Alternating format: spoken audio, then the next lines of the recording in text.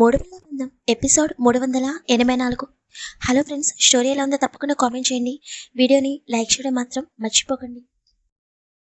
వసుధార శారీ కట్టుకుని విరాస్ దగ్గరికి నవ్వుతూ నడుచుకుంటూ వస్తుంటే విరాస్ కనురెప్ప వేయకుండా అలాగే వసుధార వైపు చూస్తూ ఉండిపోతాడు.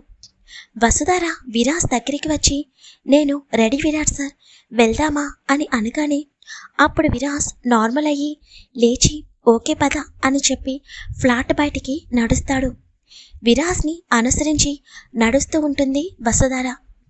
వైష్ణవి విక్రమ్తో, విక్కీ ఇంకా ఎంతసేపు, అసలు విరాస్ లోపల ఏం చేస్తున్నాడో ఏంటో, ఇంకా రాడేంటి, ఈ కారులో ఇంతసేపు కూర్చోవడం నా వల్ల కాదు అని చెప్పి తన ఫేస్కి మాస్క్ పెట్టుకుని కారు దిగుతుంది.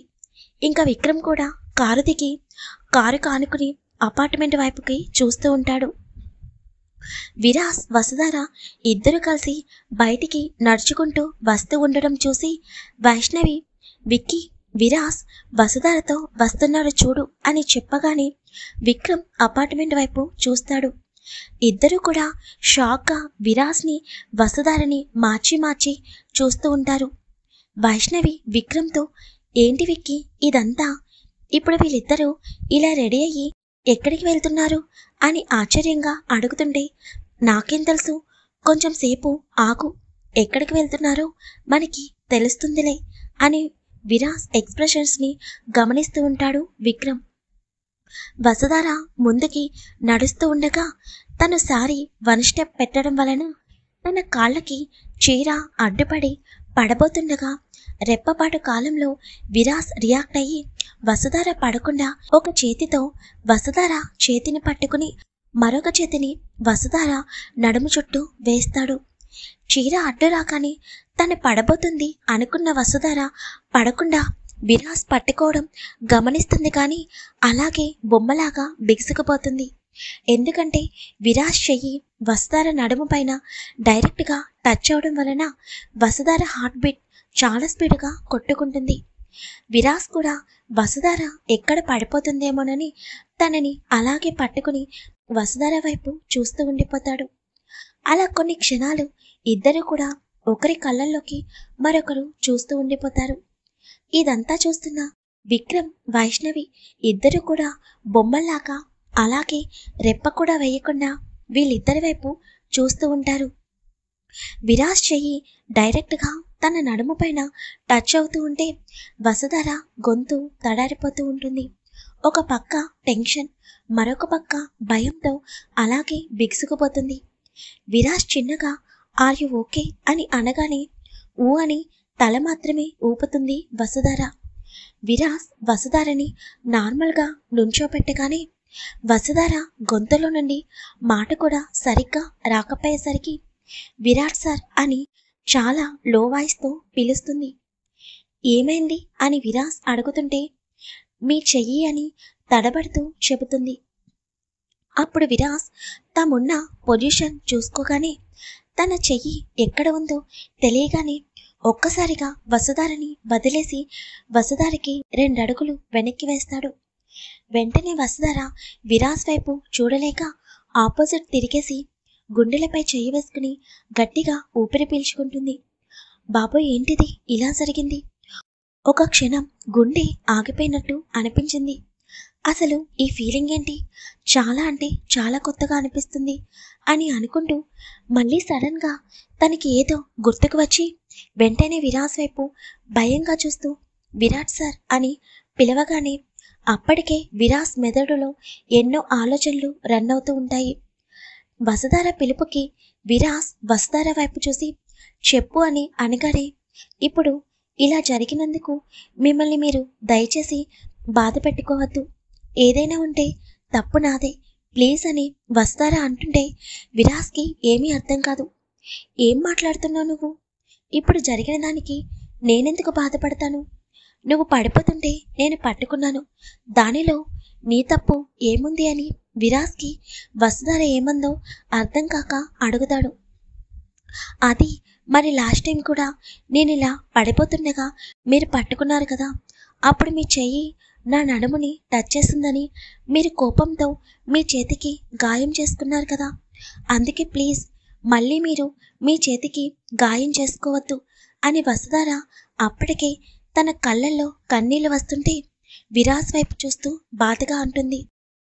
వసుధార కళ్ళల్లో కన్నీళ్లు చూడగానే విరాజ్కి చాలా బాధగా అనిపిస్తుంది. తనకి వసుధార చెప్పిన విషయం గుర్తుకు వస్తుంది.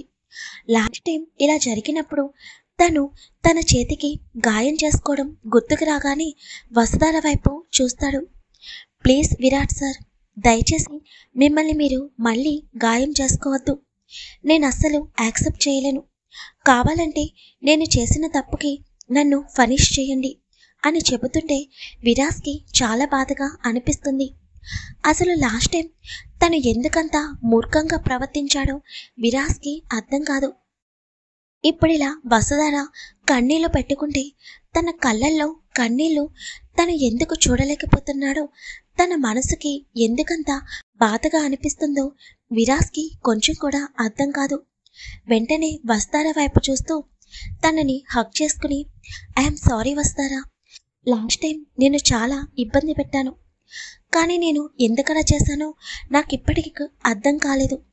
బట్ ఇప్పుడు జరిగిన దానికి నీ తప్పు ఏమీ లేదు. నువ్వు ఇలా కన్నీళ్ళు పెట్టుకుంటే ఎందుకో నా మనసు యాక్సెప్ట్ చేయడం లేదు. ప్లీజ్ నువ్వు ఎప్పటిలాగానే అల్లరి చేస్తూ అందంగా నవ్వుతూ అందరినీ నవ్విస్తూ ఉండాలి తప్ప ఇలా కన్నీళ్లు పెట్టుకోవడం, అందులోనూ నా వల్ల నీ కళ్ళల్లో కన్నీళ్లు రావడం నేను అస్సలు యాక్సెప్ట్ చేయలేను. ప్లీజ్ అని విరాజ్ మాట్లాడుతుంటే వసుధార నోటి నుండి మాట కూడా రాదు. ఎందుకంటే విరాజ్ తనంతట తానే వచ్చి మొట్టమొదటిసారిగా వసుధారని హక్ చేసుకోవడం తనకే కొత్తగా అనిపిస్తుంది. అసలు తన లైఫ్లో ఇలాంటి రోజు వస్తుందని ఎప్పుడూ కూడా అనుకోలేదు. ఇప్పుడు విరాజ్ తనని హక్ చేసుకుని అందులోనూ ఇంత ప్రేమగా తనతో మాట్లాడుతుంటే అసలు జరిగేది నిజమా అబద్ధమా అన్న భ్రమలో కొన్ని క్షణాలు అలాగే ఉండిపోతుంది వసుధార. కానీ తన మనసంతా గాలిలో తేలుతున్నట్లు చాలా అంటే చాలా హ్యాపీగా ఉంది. చిన్నప్పటి నుండి తను ఒక్క అమ్మమ్మ ప్రేమ తప్ప ఏ ప్రేమని నోచుకోలేదు. అసలు తనకి తల్లిదండ్రుల ప్రేమ అంటే ఏంటో కూడా తెలియదు. తనకి తెలియకుండానే విరాజ్ని చూసిన క్షణం విరాజ్పై చెప్పలేనంత ప్రేమ కలిగింది. అందుకే అతనిని ఒక క్షణం కూడా చూడకుండా ఉండలేనంతగా ప్రేమించింది. కానీ తను ఎప్పుడైతే తన ప్రేమని రిజెక్ట్ చేశాడో ఆ క్షణం తను చాలా బాధపడింది.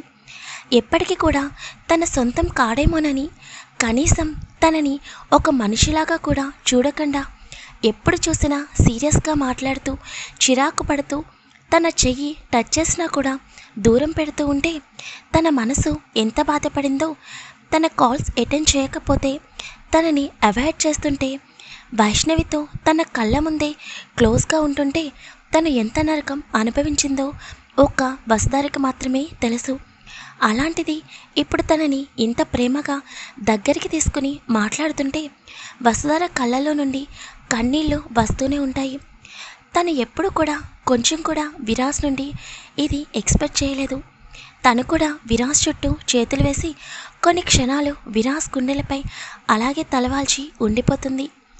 వీళ్ళిద్దరిని దూరం నుంచి చూస్తున్న వైష్ణవి, విక్రమ్ ఇద్దరు కూడా అలాగే షాక్లో ఉండిపోతారు.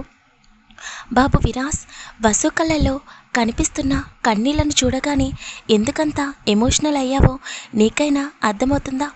స్టోరీ ఎలా ఉందో తప్పకుండా కామెంట్ చేయండి. వీడియో లైక్ చేయడం మాత్రం మర్చిపోకండి.